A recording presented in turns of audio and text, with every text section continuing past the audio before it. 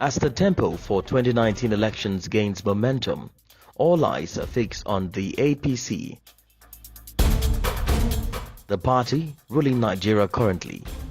The country's main opposition, PDP, has declared its presidential candidate, and the face-off will be between two towering politicians of the country, Muhammadu Buhari and Atiku Abubakar. Root TV spoke exclusively to bigwigs of APC.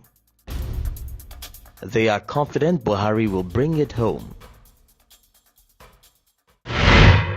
We go into this contest in 2019 very, very confident that we're going to win. The reason we are confident is because Muhammadu Buhari is a very, very good product. It's very, very easy to market. That in 2019, Mr. President is going to win much greater in the South, especially in the South-South. Don't forget, in the South-South this time, there is no presidential candidate. And the South-South zone, where Cross River State is part of, always aligns with the national. So in 2019, Mr. President is going to win Cross River very easily. None of them can match the credentials, the capacity, the persons behind, the integrity quotient, and the entire capital that President Buhari is bringing into this campaign and elections. I don't really see much challenges on the way because Nigerians are yearning for a truly national party that will unite our people and bring everybody together. The problem that we've had in the recent past is because a lot of people have been left out, but right now everybody wants to get into the bandwagon and be part of the process and be counted. So I don't see much challenge because even the rival parties are not able to get their acts together.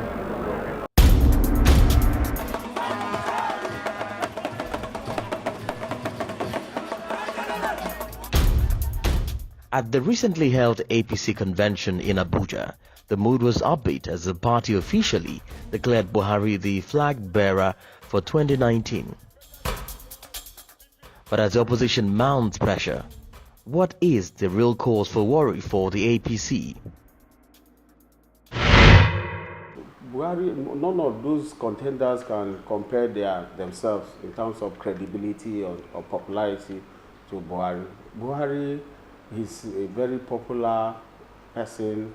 He has his clout. You know, he's somebody that he has this kind of cult-like followership. You know, so we don't. Those guys that are coming, most of them, you ask what is their integrity, what are their credibilities or another. So, because these are things that come to play in the next election. People are, who is this person? What's his credibility? What's his past? You know, and most of them have baggages, but Buhari is the only person contesting this election that you won't find any baggage that he has. And so he has better opportunity and better prospect than any of those guys. So, is it really going to be the cakewalk for APC, as the party hunches suggest? The opposition would beg to differ. If you listen to Nigerians across the streets of our federation, and if you watch the reaction of Nigerians to the emergence of Atiku Abubakar as the presidential candidate of the People's Democratic Party, you will see joy, you will see reverberation, you will see the resilience of the average Nigerian, that now there's a hope over there. We have a president in the last 3 years, or 3.5 years, who could not provide hope for Nigerians. We have a president who could not talk to Nigerians. We have a president whose speeches does not resonate with the wishes and the aspirations of Nigerians. And as we speak, Nigerians have moved beyond President Muhammadu Buhari. They have moved beyond All Progressives Congress.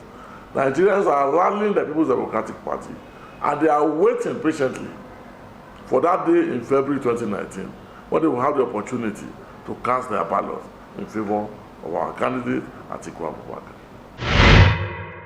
Well, whatever it is, the game is about strategy to win. They are plotting their own strategy as APC to win the election. SDP is planning to win the election. PDP is planning to win the election. It's a superiority of planning and capacity to reach out to the minds of Nigerians. Nigerians to get convinced that this is a better option for the country, given the historical perspective of the last, of the two political parties. And vis-a-vis the reinvigorated, the new energized PDP, well-visioned, well-tailored, well-articulated to champion the cause of governance, to champion the cause of restructuring, to champion the cause of restoration of security, law and order, and protection, and so on and so forth. So, both the three leading political parties in Nigeria have demonstrated some capacity, decency, and of course a way and the manner to which they win the election. Everyone, they are developing their own formula, their own program how to win the election. Like I have said, it's not going to be easy. Before it was two political parties. Now you have three strong political parties, which is very good for democracy, which is very good for Nigeria. I comment about processes, I comment about constitutionality, I comment about the ability for Nigerians to endure themselves, to know that whatever happens, violence should not be part of our processes, that elections must be free, that the level playing field must be achieved for all aspects, whether it's Atiku, whether it's Buhari, whether it's any other member that is contesting, they must have level playing field. And that election must be seen to be credible, election must be seen to be non-violent, election must be seen to be fair. These are the functions of the Inter-Party Advisory Council. All I want is that every bigger political gladiator that is involved in the participation of the 2019 election should know that first of all, what we seek to govern is to govern the Nigerian people. And that whoever Nigeria has chosen that for the good of its own future and generation yet unborn. And that every political dictator must adhere to this selection without any form of intimidation or cutting corners or using state apparatus to their advantage. That is what we seek, and that's what we speak for. Well, I don't think this election is going to be very tough in the sense that we have election between mainly the two major contenders. One has been tried and he failed, and the other one has not been tried. I'm sure people will prefer the one that has not been tried because the other one has been tried and he has failed. Buhari didn't run the government in such a very coercive manner. He didn't run the government in such a way that it looked like a federal government.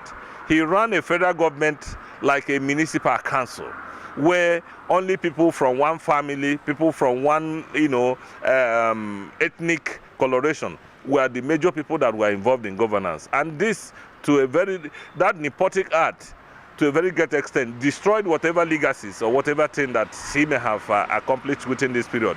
It's the thing that gave rise to instability, the thing that gave rise to rancor that we have in the society. So, in his own case, I don't think it is election between him and Atiku. It will be election between him and the Nigerian people.